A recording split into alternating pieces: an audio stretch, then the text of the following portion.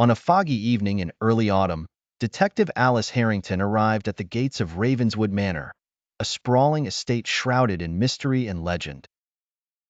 The manor, perched on a hill overlooking the small town of Ravenswood, had long been the subject of whispered tales and eerie rumors. Alice had been summoned by the estate's owner, Lord Reginald Whitmore, following a series of peculiar events that had left the household in a state of unease.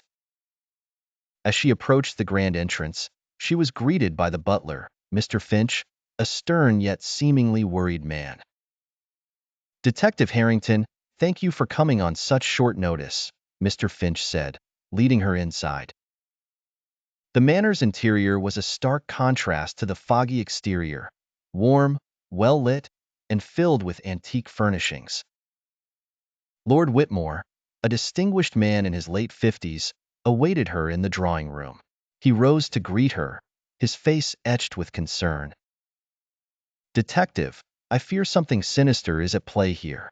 Over the past month, we've experienced a series of strange occurrences, unexplained noises, items going missing, and worst of all, the sudden disappearance of my niece, Emily." Alice nodded, her mind already piecing together the fragments of the case. "Tell me everything you can, Lord Whitmore. Start from the beginning." Lord Whitmore recounted the events in detail. Emily, a bright and lively young woman, had been living at the manor for the past year while studying at the local university. One evening, she retired to her room after dinner, but by morning, she was nowhere to be found. Her room showed no signs of struggle, and the only clue was a single red rose left on her pillow. Alice examined Emily's room, noting the meticulous arrangement of books and personal items. The rose was indeed an oddity, fresh and vibrant, with no sign of where it had come from. She questioned the household staff, each of whom provided alibis and expressed genuine concern for Emily's welfare.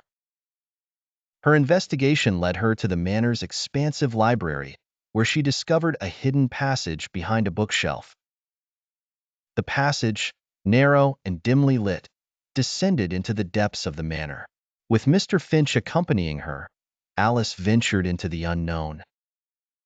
The passage opened into an underground chamber filled with old paintings, dusty furniture, and cobwebs.